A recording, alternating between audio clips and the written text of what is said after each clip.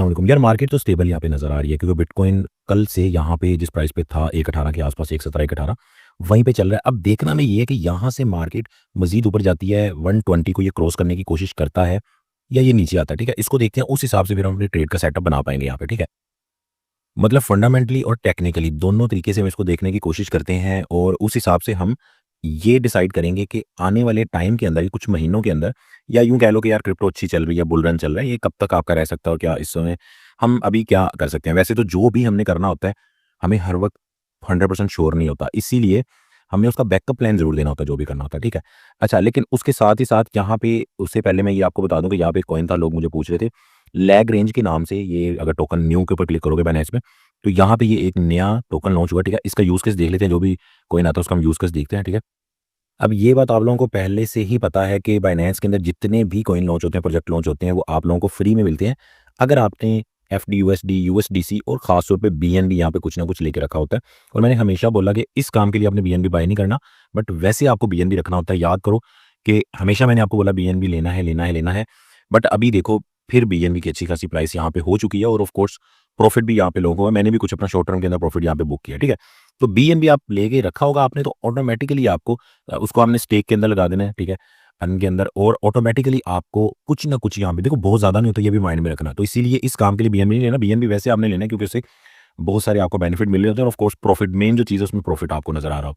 तो जो भी नए लोग हैं उनके लिए बीएनबी को लेके रखना, क्योंकि नंबर 1 एक्सचेंज है, उसका ये टोकन है, कॉइन है, तो वो आपके लिए बहुत ही ज़्यादा मतलब फ़ायदा में आने वाले टाइम में हो सकता है, क्योंकि हमें इसने अच्छा खासा यहाँ पे फ़ायदा दिया है। ठीक है, और जो न्यू लोग हैं भाई, उनको बता दो डिस्क्रिप्शन में ये बाइनेंस का लिंक दिया हुआ है, भाई के रेफर से ज्वाइन हो जाओ, फीस में भी डिस्काउंट मिलेगा और भाई की टीम का हिस्सा बन जाओगे। ठीक है, अच्छा, अभी इसका यूज़ केस अगर मैं आसान करके बताऊँ ना, तो ये मतलब LA के नाम से यहाँ पे बाइनेंस के अंदर आया। ठीक है, जिसका जो कंप्लीट नेम है वो है जी लैग रेंज। ठीक है, लैग रेंज ये एक, आप कह सकते हो कि एक वेब 3 का पावरफुल टूल है जो कि 2 ब्लॉकचेन्स के अंदर डाटा ट्रांसफर सिक्योरली जो है ना वो डाटा शेयर करने का काम करता है। अब इसकी एग्जांपल आसान आप ये ले सकते हो कि आप सोचो कि अगर इथेरियम, ठीक है, और बीएनबी चेन, ठीक है, और सोलाना चेन, अब इनका आपस में जो है ना डाटा एक्सचेंज करना है आपको। ठीक है, ये अब नॉर्मली बड़ा मुश्किल काम होता है। ठीक है, लेकिन लैग रेंज जो है ना उसने इस प्रॉब्लम को जो है ना सोल्व किया है। ठीक है, और जिसमें वो वेब 3 ऐप को रियल टाइम और ट्रस्टलेस डाटा एक्सेस जो है ना वो देता है डिफरेंट ब्लॉकचेन के ऊपर। अब जैसे इसका जो यूज़ होगा, जैसे मल्टी चेन है, जो डीफाई ऐप्स हैं, ठीक है, उनके अंदर अब वो क्या होगा कि जैसे मान लो बीएनबी चेन के ऊपर डीफाई ऐप बनी हुई है, वो इथेरियम के ऊपर पड़ी हुई डीफाई, जो मतलब जो ब्लॉकचेन के ऊपर जो यूज़र का, उसकी यूज़र का डाटा पड़ा हुआ है, वो सारा डाटा वो ले सकता है बड़े आराम से। ठीक है, इसी तरह क्रॉस चेन एनएफटी या जो गेमफाई होता है, उसने अपने यूज़र का डाटा चेक करना है कि मान लो उसका बीएनबी ब्लॉकचेन के ऊपर कितना डाटा पड़ा हुआ है, मतलब क्या उसका पड़ा हुआ है, कितना एसेट पड़ा हुआ है। ठीक है, तो वो लैग्रेंज को यूज़ करके उसको वेरीफाई कर सकता है बिना ट्रस्ट के, बिना किसी वेट के। इसी तरह मान लो कि अगर वोटिंग इथेरियम पे हो रही है और रिजल्ट आपको बीएनबी चेन के ऊपर चाहिए, तो वो लैग्रेंज जो है ना real time verified result send कर देता है। ठीक है, मतलब दोनों चेन्स के दरमियान। यानी सिंपल अल्फाज में आप ये कह सकते हो कि लैग रेंज एक ऐसा प्रोजेक्ट है जो ब्लॉकचेन की दुनिया में डाटा को एक चेन से दूसरी चेन तक सिक्योर और फास्ट तरीके से पहुंचाता है। ठीक है, बिना बीच में किसी ट्रस्ट का कोई इशू नहीं होता, कि डाटा लीक होने का कोई सीन नहीं होता और ना ही कोई डिले होता है। ये इसका यूज केस है, वो तो इंटरेस्टिंग है, बट हमेशा मैंने बोला है कि जब भी कोई नया प्रोजेक्ट आता है तो उसके अंदर स्टार्ट में आपने ऐसे बिला वजह इन्वेस्ट नहीं करना होता। ठीक है, वो रिस्की ट्रेडिंग जो लोग करते हैं वो ठीक है, अदरवाइज आपको इन्वेस्ट उस तरह नहीं करना होता, आपको वेट ही करना होता है कि आने वाले टाइम में वो अच्छा परफॉर्म करता है तो फिर उसको, हाँ, उसके यूज़ केस से अगर आप कोई फ़ायदा उठा सकते हो तो वो आप उठा सकते हो। ठीक है, तो ये सारा सीन है, समझ आ गई आपको। बीएनबी के जो होल्डर्स हैं उनको फ्री में मिलता है, तो मेन चीज़ हमारी ये है कि यार बीएनबी कुछ ना कुछ आप अपने पास बाय करते रहा करो, ऑटो इन्वेस्ट के जरिए, तो कन्वर्टर क्योरिंग के जरिए थोड़ा बहुत करते रहा करो, वो फ़ायदा देता है आपको। ठीक है, अभी आज बिटकॉइन के ऊपर जो 18,000 मतलब 1 लाख और $18,000 के आसपास अभी यहाँ पे चल रहा है। ठीक है,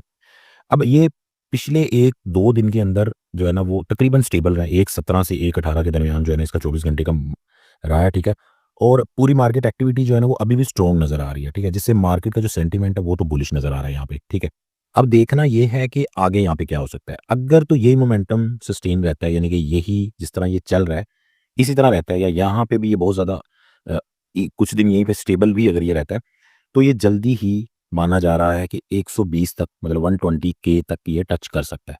और अगर ये 120 को टच करता है तो जो हमारे आल्ट कॉइन है उनमें भी बुलिश ट्रेंड जो है ना वो जारी रहेगा। लेकिन यहाँ पे ये चीज़ भी माइंड में रखनी होगी कि इसके करेक्शन के कितने चांसेस हैं। अगर पैनिक सेलिंग स्टार्ट हुई तो बीटीसी आपका 1.15 से 1.16 तक भी पुल बैक मार सकता है। ठीक है, अब इसकी जो स्ट्रॉन्ग सपोर्ट बन रही है वो 1.15 के करीब बन रही है। ठीक है, जो रिकवरी के लिए काफ़ी स्टेबल ज़ोन है। अब आप लोगों को ऐसी सूरत में करना क्या चाहिए, ठीक है? अब जो लॉन्ग टर्म इन्वेस्टर हैं, उनके लिए तो ऑफ कोर्स होल्ड ही है, ठीक है? क्योंकि वो ज़ाहिर है थोड़ा बहुत प्रॉफिट लेके क्या ही कर लेंगे। उनके लिए तो होल्ड है, जैसे हम लोगों ने तो दोनों सेटअप बनाए हुए होते हैं, लॉन्ग और शॉर्ट दोनों। लॉन्ग का पर्पज़ होता है 6 महीने, साल का, या डबल ट्रिपल अमाउंट हो जाए या कम से कम 50% हो। शॉर्ट का पर्पज़ ये होता है 5 से 10, 15% 12%, 10% प्रॉफिट हुआ, क्लोज़ किया, दोबारा लगा दिया अगले 1 आधे महीने में, फिर कुछ ना कुछ प्रॉफिट हो गया, ठीक है? अच्छा, और अभी यहाँ पे जो लॉन्ग वाले तो होल्ड करें, और जो शॉर्ट टर्म वाले हैं, ठीक है, वो लंबी पोजीशन अगर उन्होंने लेनी है तो वो पुल बैक का थोड़ा-सा वेट कर सकते हैं, ये हो सकता है, ठीक है? या जैसे हम लोग डीसीए लगा रहे होते हैं। उसके अलावा स्टॉप लॉस आपने अगर फ्यूचर ट्रेड कर रहे हो तो फिर स्टॉप लॉस आपने ज़रूर यूज़ करना है। ख़ास तौर पर अगर $1,15,000 को ब्रेक करता है बीटीसी, तो फिर जो है ना ये थोड़ा-सा प्रॉब्लम हो सकती है, तो इसीलिए स्टॉप लॉस आपने फ्यूचर में ज़रूर यूज़ करना है। अब ये तो हो गया सारा सिनेरियो इसका टेक्निकली, जो आप कह सकते हो कि अगले कुछ दिन का या एक आधे वीक का जो सिनेरियो यहाँ पे नज़र आ रहा है। अदरवाइज़ अभी इसका जो फंडामेंटल हम देखते हैं सीन, जो अभी हमें जुलाई के अंदर 2025 के अंदर जो हमें नज़र आ रहा है, ठीक है? उसके अंदर जो सबसे बड़ा यहाँ पे फैक्टर है वो इंस्टीट्यूशनल डिमांड ही है, ठीक है? जो कि बुलिश चल रहा है, ठीक है? ब्लैक रॉक हो गया, फिडेलिटी हो गया, और जितने दूसरे जो आपके इंस्टीट्यूशंस हैं, वो बीटीसी ईटीएफ के थ्रू रेगुलर बाय कर रहे हैं, ठीक है? उनका तो सीन चल रहा है अभी, ठीक है? उसके बाद ऑन चेन डाटा जो है, वो आपको दिखा रहा है कि जो व्हेल्स हैं, वो भी इस वक्त बाय करने के मोड में है, ठीक है? वो अभी उसको सेल करने का कोई उनका प्रोग्राम वहाँ पे नज़र नहीं आ रहा। यानी कि पैनिक अभी तक वहाँ पे नहीं देखा गया, ठीक है? अब ये जो है ना एक लॉन्ग टर्म बुलिश का सिग्नल हो सकता है, ठीक है? बीटीसी मतलब बीटीसी की रियल डिमांड जो है ना, वो हम जैसे जो रिटेल यूज़र है उनसे वो नहीं डिफाइन होती, ठीक है? यानी असल बीटीसी के ऊपर जो फ़र्क पड़ता है भाई, आपसे मुझसे नहीं पड़ता, रिटेल इन्वेस्टर से नहीं पड़ता, वो पड़ता है बड़े प्लेयर से, और बड़े प्लेयर इसको पॉजिटिव देख रहे हैं और इसके साथ चलना चाह रहे हैं, इसे भागना नहीं चाह रहे, पैनिक में नहीं है वो। उसके बाद बाकी भी इसके अंदर मतलब सेंटिमेंट्स डिफरेंट टाइप के होते हैं, जैसे कि जो हार्विंग इसकी हुई है अप्रैल 2024 के अंदर, उसके बाद नॉर्मली देखा जाता है हार्विंग के तकरीबन 1 से डेढ़ साल तक जो है ना आपका बुल रन रहता है, पास्ट हिस्ट्री के अकॉर्डिंग अगर बात की जाए, ठीक है? तो वो भी अभी टाइम चल रहा है, ठीक है? अभी जुलाई 2025 चल रहा है, तो मतलब हम अभी जो बुल रन है उसके तकरीबन मिड के दरमियान चल रहे हैं, ठीक है? अगर अकॉर्डिंग पास्ट हिस्ट्री देखा जाए तो। सो उस लिहाज से भी अभी अगले कुछ महीने तक हम कह सकते हैं कि इसमें अपसाइड वाला जो पोटेंशियल है क्रिप्टो में, वो जारी रह सकता है, खासतौर पे बीटीसी में। उसके बाद यूएस की तरफ से भी जो इंटरेस्ट रेट वाला मामला है, वो भी एक इसके अंदर बहुत जो है ना रोल अदा करता है। अब यूएस के अंदर जो इंटरेस्ट रेट है वो या तो थोड़ा स्टेबल चल रहा है, ठीक है? या उसने जो है ना यूएस फेडरल रिजर्व ने इंटरेस्ट कट की जो है ना पॉलिसी थी। अब इंटरेस्ट कट से क्या होता है, या वो स्टेबल भी होता है, तो उसमें क्या होता है कि लोग फिर ज़ाहिर है जो रिस्क एसेट होते हैं जैसे कि बीटीसी वगैरह, उसके अंदर अपना पैसा वापस डालते हैं प्रॉफिट वगैरह लेने के लिए। तो उसकी वजह से भी बीटीसी को काफ़ी अच्छी खासी यहाँ पे सपोर्ट मिलती है, ठीक है? अब अगर जहाँ पे इतना सारा कुछ पॉजिटिव आपको नज़र आ रहा है, तो नेगेटिव रिस्क जो है ना उसको तो कभी भी नहीं भूलना चाहिए, जो पुल बैक या पुल बैक ट्रिगर हो सकता है किसी भी टाइम, ठीक है? अब जो आपका जो एक्सट्रीम ग्रीड ज़ोन है, ठीक है?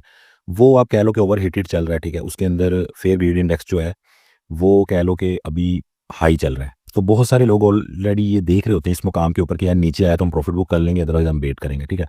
तो अगर ये ट्रिगर होता है पुल बैक, तो भाई उसमें आपका ये 1.12, 1.15 तक भी ये आ सकता है, ठीक है? लेकिन ये शॉर्ट टर्म में हो सकता है अभी के लिए। उसके बाद कोई ना कोई फंड बीच में आपको पता है कभी ना कभी कुछ ना कुछ कोई कंट्री कहीं न कहीं कुछ कर ही देता है। पहले तो बहुत ज़्यादा होती थी ये चीज़, लेकिन कहीं न कहीं कोई ऐसी प्रॉब्लम हो जाती है रेगुलेटरी फंड वगैरह, जिसमें किसी कंट्री से कोई नेगेटिव न्यूज़ आ जाती है और सडन जो है ना वो एक डिप आ जाता है, या जैसे कोई वार वाला सीन हो गया या ट्रम्प पे टैरिफ वाला सीन हो गया। अब अगले कुछ हफ्तों का बीटीसी का जो पॉसिबल मूव है वो क्या हो सकता है कि अगर तो ये सारी चीज़ें पॉजिटिव रहती हैं, ठीक है, वॉल्यूम स्ट्रॉन्ग रहता है, ईटीएफ का जो इनफ्लो है वो कंपनीज़ का वो कंटिन्यू रहता है, तो भाई 1.20 अगर इसने क्रॉस करता है तो भाई 1.25-30 तक भी ये जा सकता है, ठीक है? और उसके बाद अगर साइडवेज़ में रहता है, मतलब स्टेबल ही चलता है, तो फिर आपका 1.15 से 1.20 के अंदर रह सकता है अगर मार्केट जो है वो कंसोलिडेट करे, ठीक है? उसके अलावा अगर ये बेरिश हुआ, पुल बैक इसका ट्रिगर हुआ, तो 1.5 पे भी ये वापस आ सकता है, यानी 1.5 से 1.12 के दरमियान ये रह सकता है। अगर कोई बहुत बड़ा फंड आ गया बीच में, या कोई इस तरह का पैनिक सिचुएशन बीच में आ गई, तो इतना बड़ा डिप लग सकता है। अब इस सारे के बाद ना इसका टेक्निकली फंडामेंटली थोड़ा बहुत आपको पढ़ के जो समझ आ रही होती है वो यही आ रही होती है कि यार कोई क्लियर तो नहीं आपको समझ आ रही। हाँ, एक चीज़ क्लियर नज़र आ रही है कि यार अभी भी पॉजिटिव है, यानी कि जैसे कहते हैं ना कि अभी मतलब प्रॉफिट होने के चांसेस हैं, चाहे वो थोड़ा नीचे जाके हो, ठीक है? वो एक चीज़ है कहीं न कहीं, बट उसमें भी पता नहीं चलता कि 1-1 2-2 महीने के लिए अच्छी खासी डिप आ जाती है और बाद में फिर ऊपर जाता है। तो आप गौर करो ज़रा, जितनी मर्ज़ी आप टेक्निकल देख लो, फंडामेंटल देख लो, ठीक है? जो मर्ज़ी कर लो, जितने मर्ज़ी गुरुज़ को देख लो, खुद आप सर्च कर लो, तो आपको इन चीज़ों में हेल्प तो मिलती है शॉर्ट टर्म ट्रेडिंग के अंदर। लेकिन ऐसा नहीं है कि 100% आपको किसी चीज़ का पता चल जाता है या कोई आपको बता देता है, ठीक है? लेकिन हाँ, गलतियाँ आप नहीं करते, अगर मनी मैनेजमेंट कर लो, बेहतरी आप कर सकते। तो मेन चीज़ आपकी स्ट्रैटेजी ही है कि दोनों चीज़ें ही आपको माइंड में रखनी है। कि मुझे कहाँ पे क्या करना है। और बस एक चीज़ माइंड में रखो, मैं तो जब भी कोई स्ट्रैटेजी बनाता हूँ या खुद करने की कोशिश करता हूँ, ठीक है?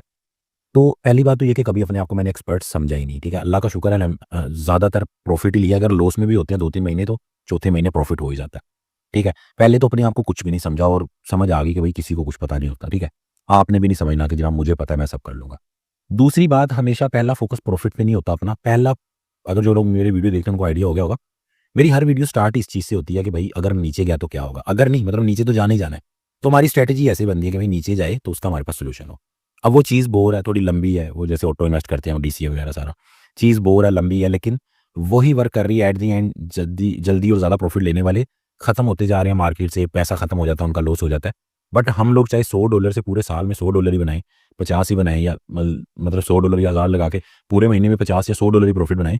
बट हम भाई पिछले 5 साल से सर्वाइव कर रहे हैं, ठीक है? तो ये सारा सीन है भाई।